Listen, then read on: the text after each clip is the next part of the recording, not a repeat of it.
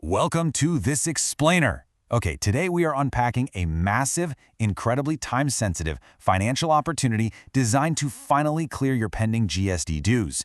If you're a business owner or a tax practitioner who's been literally losing sleep over old tax disputes, well, we're looking at a government olive branch that could save you lakhs of rupees. But you have to know exactly how to use it. So, think back to those early days of the GST rollout. Did your business receive a demand notice between 2017 and 2020? Many small business owners and freelancers got these terrifying tax demands from those chaotic early years. The rules were constantly shifting, the portal was notoriously glitchy. We all remember that spinning wheel of doom, right? And honest mistakes were just incredibly common. If that sounds familiar, take a deep breath, because there is finally a legal, sanctioned way out. Now, the most crucial point here is the hard deadline, October 31, 2026. I absolutely cannot stress this enough. This is your absolute last chance to clear these specific dues without facing financial ruin. The government has put a firm expiration date on this amnesty, creating a ticking clock for you to act. Let's make sure you don't miss it. Here's the quick rundown of what we'll cover today. The ultimate GST deadline, understanding Section 128A, figuring out exactly who qualifies, calculating your real savings, the step-by-step application process, and finally, what happens if you just ignore it. All right, Part 1, the ultimate GST deadline. The government actually acknowledges that during those first 3 financial years, the tax system was brand new and honest mistakes were rampant. 2017 to 18 was GST Year 1, which was basically total chaos. Then by 2018, 19, and 1920, we were dealing with endless rule adjustments and a really steep compliance learning curve. It was pretty much a perfect storm for unintentional errors.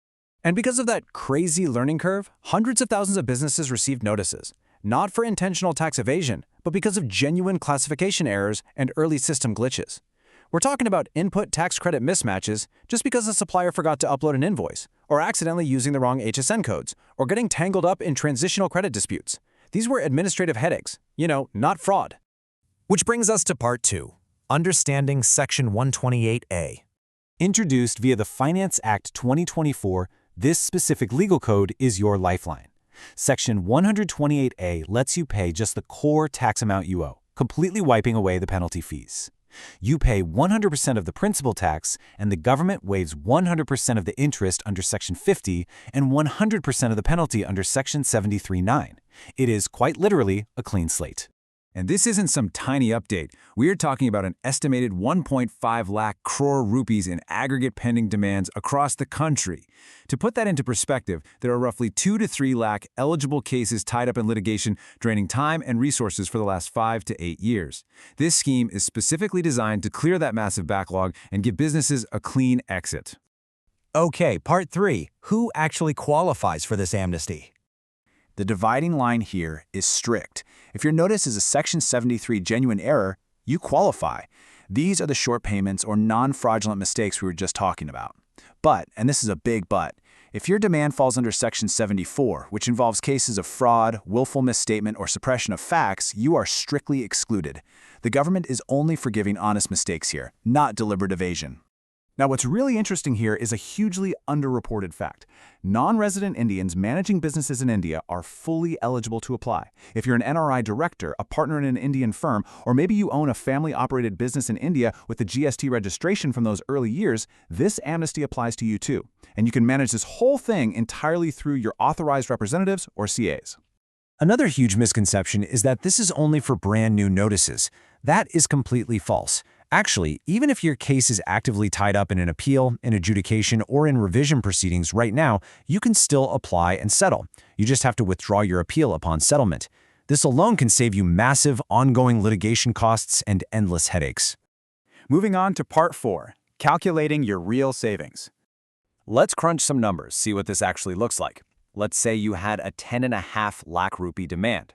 That's 5 lakhs in tax, 3 lakhs in interest, and a 2.5 lakh penalty. Well, Section 128A wipes out the interest and penalty entirely. It drops your payment to just the 5 lakh principal, which saves you 5.5 lakhs instantly. You are literally cutting your liability by more than half in this scenario. It's a real game changer. All right, Part 5, the step-by-step application process. The good news is you don't need to jump through endless hoops. You simply log into the GST portal, Locate your notices under User Services, and then click Additional Notices and Orders. Once you identify the relevant demand, you file the required SPL-01 or SPL-02 forms while paying that principal amount in full. Then you submit your proof and just wait for the proper officer to process it and issue your official written waiver. Done. Finally, Part 6. What if you ignore it? Well, the harsh reality is this. If you let that October 31st, 2026 deadline pass, the amnesty is gone forever. The government is not just going to gently remind you. They will legally enforce the full inflated amount, meaning the tax plus years of accumulated interest plus those hefty penalties directly against your business. So I leave you with this. Will you log into your GST portal today to check for hidden notices? Or will you let a simple administrative glitch from 2017 cost your business its future? With literal locks on the line, please don't wait. Speak with your CA this week and share this explainer with a fellow business owner who might need it.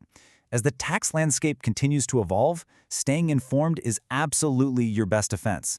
Thanks for joining me for this explainer, and keep learning.